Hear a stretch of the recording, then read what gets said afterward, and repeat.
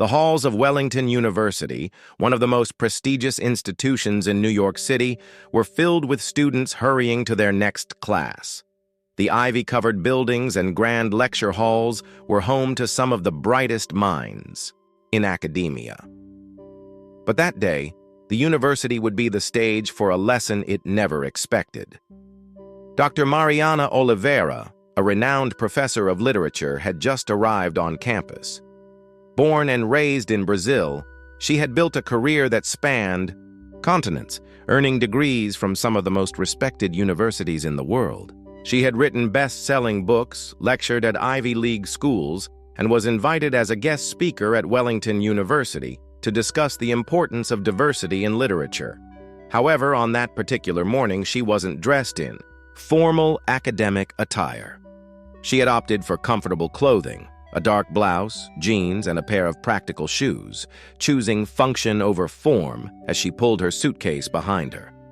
She had no idea that her outfit, her accent, and most importantly, her skin color, would lead to one of the most humiliating moments of her career. The first confrontation. Mariana entered the university's main hall, checking her phone for directions to the lecture hall where she was scheduled to speak. She had been invited by the Department of Humanities, and her name was listed as the keynote speaker for the annual Diversity in Literature Symposium. As she approached the department office, a tall white man in a gray suit stepped out of a glass-paneled office. His nameplate read, Dr. Richard Campbell, Department Coordinator. His eyes locked onto her with a look of immediate suspicion. "Excuse me, can I help you?" he asked, his tone more interrogative than welcoming. Mariana smiled politely. "Yes, I'm Dr. Oliveira. I was invited to give today's keynote lecture. Could you direct me to the auditorium?" Richard's brows furrowed. "Dr. Oliveira, are you sure? I was expecting someone different." Mariana tilted her head slightly, forcing herself to remain composed. "Yes, I'm sure. Here's my invitation." She handed him her phone with the official email confirming her invitation, her name printed in bold. Richard barely glanced at it before sighing. "I see. Well, before we proceed, may I ask what department you're from?" Mariana blinked. "As I said, I'm a guest speaker, not a faculty member here, but my background is in comparative literature." Richard crossed his arms. "Right. I assume you're here to assist with the event setup, then?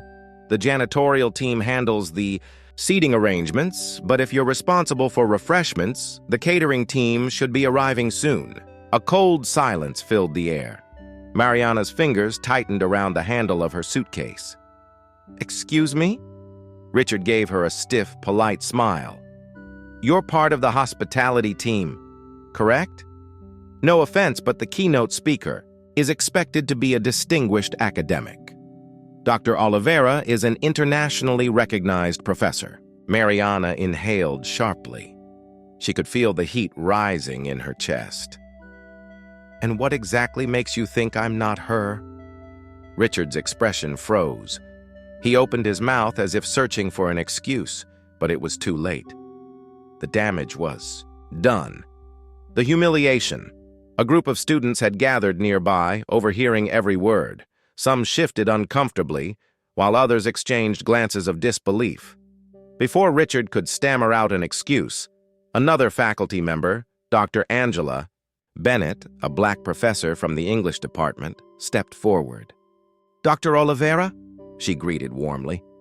"We've been expecting you. I hope the flight wasn't too exhausting."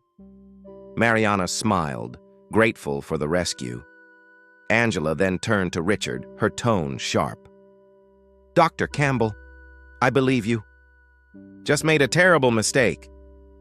Richard looked flustered. I was just trying to clarify her role here." Angela didn't let him finish. "Clarify or assume? Because I just witnessed you assume that one of the world's leading literary scholars was a cleaning staff member, and you did so in front of students." Richard's face turned red. Mariana could have humiliated him right then and there. She could have raised her voice, demanded an apology, or called for disciplinary action. But she didn't. Instead, she simply smiled and said, "Dr. Campbell, I believe you have something to learn about literature, assumptions, and the very subject of my lecture today. I suggest you take a seat in the audience." Then, without another word, she walked past him into the auditorium, the turning point. By the time she took the stage, word had spread across the campus. The auditorium was packed, not only with students, but also with professors, faculty members, and even university administrators, all eager to witness the fallout of what had just occurred. Mariana stood behind the podium, her presence commanding the room. She began her lecture not with prepared remarks, but by addressing the moment that had just happened. Before I begin, let me share a personal experience that happened just minutes ago in this very building. I was mistaken for a janitor because I did not look like a distinguished academic. A wave of murmurs spread across the audience. And this assumption, ladies and gentlemen, is exactly why I am here today. Because literature teaches us about perspectives, about voices that have been historically silenced, about biases that shape narratives. But these biases don't just exist in books. They exist in the real world, in institutions like this one, where people still believe knowledge has a specific look, a specific accent, a specific skin color. The room was silent.